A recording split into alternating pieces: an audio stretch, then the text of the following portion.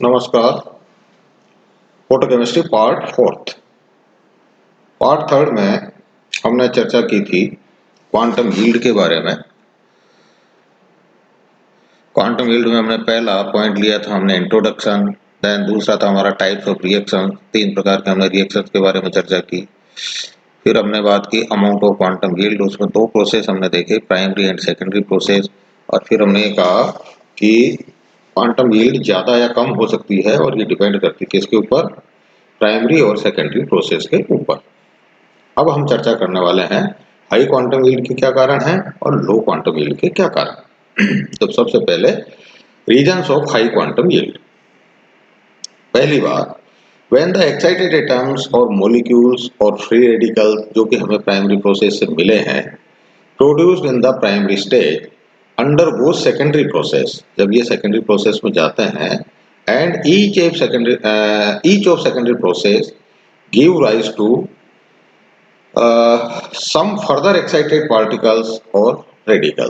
Primary process से बने हुए मॉलिक्यूल्स या फ्री रेडिकल या एक्साइटेड एटम जब सेकेंडरी प्रोसेस में जाते हैं तो फिर हमारे को वो क्या देते हैं, अगली थर्ड स्टेप के लिए हमारे को ये एक्साइटेड एटम्स या फ्री रेडिकल्स देते हैं, फिर ये आगे फोर्थ स्टेप के लिए देते हैं और ये प्रोसेस कंटिन्यू चलता रहता है। तो हम ये कह सकते हैं कि एक बार क्वांटम एब्जॉर्ब करने के फलस्वरूप अगर ये सेकेंडरी प्रोसेस कंटिन्यूअसली आगे बढ़ता रहे तो हमें एक क्वांटम एब्जॉर्ब करने से ही बहुत सारी मात्रा में हमारे को प्रोडक्ट प्राप्त होता है। यही हमने इसमें कहा है कि further each of secondary process give rise to some further excited particles और radical, this process be continuous, thus by absorbing one quanta only a large number of reactant molecules undergo reaction.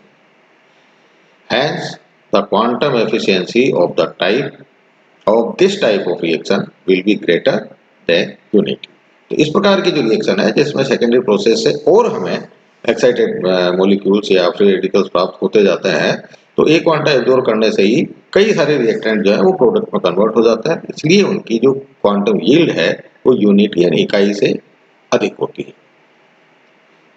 दूसरा, कुछ reactions में in some reaction a chain is set up and quantum yield becomes high. एक chain बन जाती है, जैसे HCl की reaction जो हम डिटेल में आगे करने वाले हैं, HCl की भी करने वाले हैं, HBr की भी करने वाले हैं, HI की भी करने वाले हैं। तो यहाँ पर एग्जांपल H2 एंड Cl2 का दिया हुआ है कि Cl2 फर्स्ट स्टेप में H यानी क्वांटम एब्जॉर्ब करता है और दो Cl रेडिकल हमारे को देता है। सेकंड स्टेप जो कि सेकेंडरी स्टेप है उसमें Cl हाइड्रोजन से रिएक्शन करके HCl और H रेडिकल देता है, फिर H रेडिकल Cl2 से रिएक्शन करके वापस हमारे को HCl और Cl रेडिकल देता है, फिर Cl रेडिकल H2 से रिएक्शन करके HCl और H देता है और ये प्रोसेस लगातार चलता रहता है जब तक कि कोई हर्डल नहीं आ जाए। तो इस प्रकार की रिएक्शन जब चेन रिएक्शन फॉर्म हो जाती है तो हमें एक क्वांटम एब्जॉर्ब करने से काफी सारी क्वांटम यील्ड हमारे को प्राप्त होती है।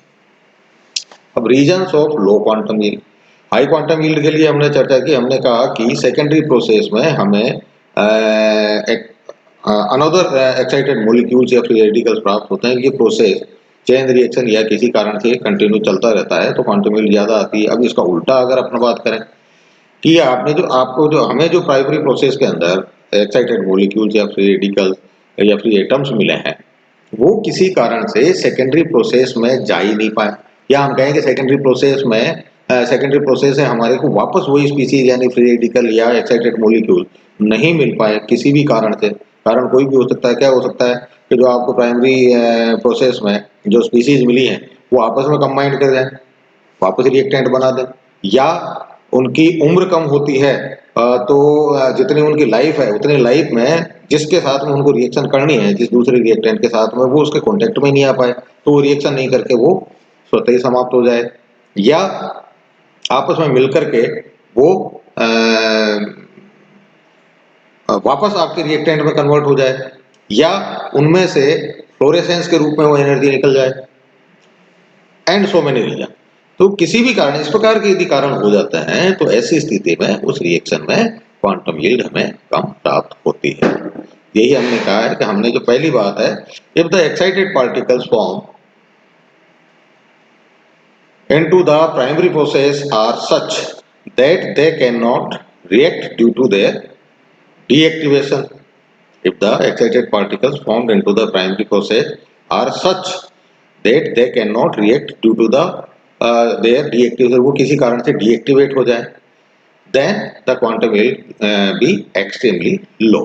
अब deactivation किसके कारण हो सकता है? Deactivation is produced by collision, आपस में टकराने के कारण, और by fluorescence, उनमें से fluorescence के रूप में एनर्जी निकल जाए, और by इंटरनल अरेंजमेंट, आपस में आंतरिक उसमें आंतरिक पुनर्विन्यास हो जाए, और bye coming in contact with inert molecule, या वो किसी इनर्ट मॉलिक्यूल के कांटेक्ट में आ जाए, तो ऐसी स्थिति में क्वांटम वेव कम हो जाती है।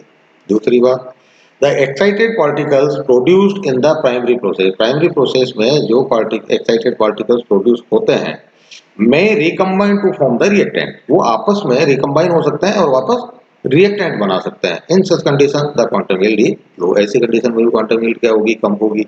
The life of an excited molecule is of the order of 10⁻⁷ to 10⁻⁸ second. देखिए आप 10⁻⁷ से 10⁻⁸ सेकेंड की उनकी एक्साइटेड मॉलिक्यूल्स की लाइफ होती है, यानी बहुत छोटी लाइफ होती है।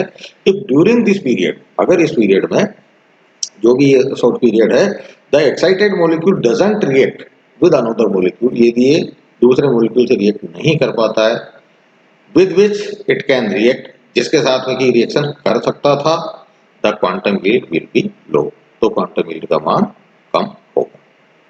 इन the case of H2Br2, hydrogen और ब्रोमीन की रिएक्शन के केस में फर्स्ट सेकेंडरी प्रोसेस जो, यानी सेकंड स्टेप जो होता है उसका चेन रिएक्शन का, Br प्लस फर्स्ट स्टेप के अंदर तो क्या होता है, मैं इसको हालांकि डिटेल हम आगे पढ़ने वाले हैं, फिर मैं आपको बता देता हूँ। HBr की रिएक्शन हम आगे डिटेल में इसकी करने वाले हैं। रेट लॉ, ये हाइड्रोजन क्लोरीन की रिएक्शन पढ़ेंगे, और उसके बाद में हम ये चर्चा करेंगे हाइड्रोजन ब्रोमीन की। इस रिएक्शन में आप देखें, इसका जो मैकेनिज्म दिया हुआ है, मैकेनिज्म के अंदर आप देख पा रहे हैं, नीचे की तरफ देखिए आप, इनिशिएशन फर्स्ट स्टेप जो है वो क्या है, Br2 H एब्जॉर्ब करता, क्वांटा एब्जॉर्ब करता, 2 Br फ्री रेडिकल देता है, ये तो क्या है प्राइमरी प्रोसेस। अब सेकेंडरी प्रोसेस में, प्रोपेगेशन में आप देखिए, Br और हाइड्रोजन रिएक्ट करते हैं और HBr और H देते हैं, फिर H रिएक्ट करता है ब्रोमीन से और HBr और Br देता है, फिर Br H2 से रिएक्ट करता है, HBr और H देता है। अगर ये प्रोसेस इस प्रकार से स्मूथली चलता रहे तो हाइड्रोजन और क्लोरीन की रिएक्शन के जैसे इसमें भी हमारे को क्वांटम यील्ड काफी प्राप्त होनी चाहिए, लेकिन ऐसा होता नहीं है। क्यों नहीं होता है? क्योंकि फर्स्ट स्टेप जो है जिसमें हमें फ्री रेडिकल मिला है, वहां तक तो ठीक है, 2 Br फ्री रेडिकल मिल गए, लेकिन सेकंड स्टेप जो है प्रोपेगेशन स्टेप, जिसमें Br हाइड्रोजन से रिएक्ट करके हाइड्रोजन फ्री रेडिकल देता है, ये एक्चुअली एंडोथर्मिक प्रोसेस होता है। ये स्टेप जो है ये एंडोथर्मिक है, यानी ऊष्मा शोषी।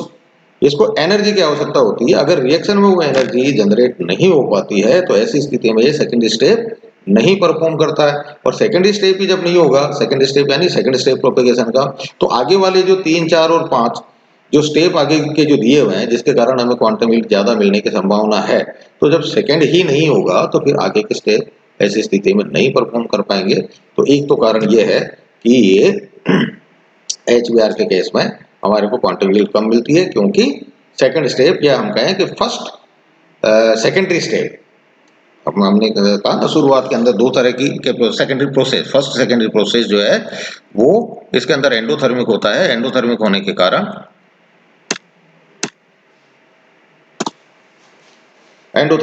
कारण हमारे क्वांटम यील्ड कम मिलती है। और दूसरी बात, इसमें रिवर्स रिएक्शन होती है, जिसके कारण जितने प्रोडक्ट बनते हैं वो वापस रिएक्टेंट में कन्वर्ट होते जाते हैं। इस कारण से थ्योरेटिकली दिखने में हमारे कोई रिएक्शन हाइड्रोजन और क्लोरीन जैसी नजर आ रही है कि जैसे वहां पर हाई क्वांटम यील्ड मिलती है, यहाँ पर भी मिलनी चाहिए, लेकिन क्यों नहीं मिलती है, इसके दो कारण, जिसकी डिटेल आगे अपन चर्चा करने वाले हैं।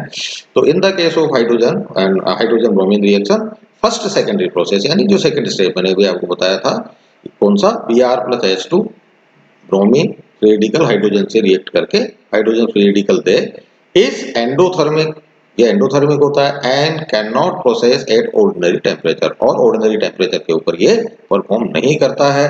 एक कारण तो ये, दूसरा बी करके दिया हुआ है, विद इंक्रीजिंग टाइम, समय बढ़ने के साथ साथ the backward reaction predominates and rate of formation of HBr is decrease. तो बैकवर्ड रिएक्शन ज्यादा डोमिनेंट हो जाती है, इस कारण से HBr की रेट ऑफ फॉर्मेशन का मान कम हो जाता है। तो ये कारण रहे, ये हमने चर्चा की किसके बारे में, हाई क्वांटम यील्ड और लो क्वांटम यील्ड के बारे में। नमस्कार।